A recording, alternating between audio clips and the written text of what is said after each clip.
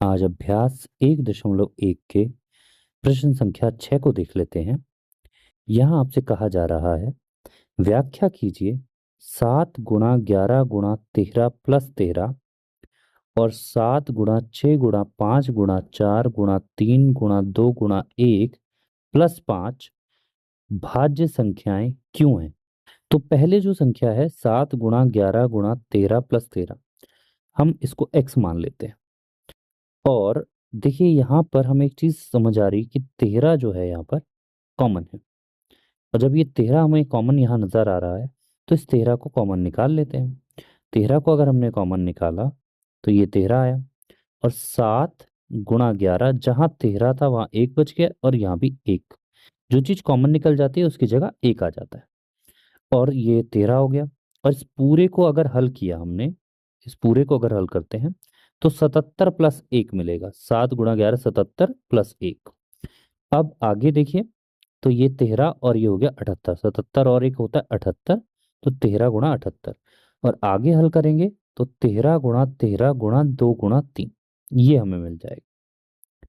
तो देखिए यहां हमने क्या कहा है, यहां पर x, x क्या माना था, इसको अभाज्य संख्याओं के गुणनफल के रूप में व्यक्त है। मतलब कि ये जो जो भी चीज थी इसको हमने अभाज्य संख्याएं 13 13 2 और 3, ये अपने आप में अभाज्य संख्याएं हैं, उनके गुणनफल के रूप में व्यक्त है। अतः अंकगणित की आधारभूत प्रमेय के कारण ये एक भाज्य संख्या है। क्योंकि आपको अंकगणित की आधारभूत प्रमेय ने भाज्य संख्याओं की डेफिनेशन दे रखी है। क्या है भाज्य संख्याओं की डेफिनेशन? वो ये है, परिभाषा ये है कि भाज्य संख्याओं को अभाज्य संख्याओं के गुणनफल के रूप में लिख सकते हैं।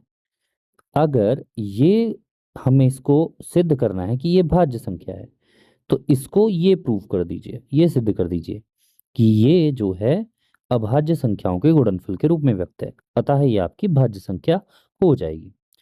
देखिए मैंने इसके लिए नोट में अलग से आपके लिए अंकगणित की आधारभूत प्रमेय लिखी है, जो कहती है कि किसी भी भाज्य संख्या को उसके अभाज्य गुणनखंडों के अद्वितीय गुणनफल के रूप में व्यक्त किया जा सकता है। तो आइए इसका दूसरा भी देख लेते हैं, जिससे और आपको ये क्लियर हो जाएगा। देखिए वही दोबारा x मान लेंगे। x हमने अगर माना, x बराबर 7 गुणा 6 गुणा 5 गुणा 4 गुणा 3 गुणा 2 गुणा 1 प्लस 5।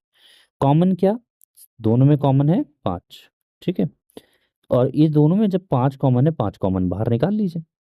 तो 5 जैसे ही हमने बाहर निकाला तो क्या बचा, 7 गुणा 6, 5 की जगह आ गया 1, 4 3 2 1 और यहां से आ गया प्लस 1।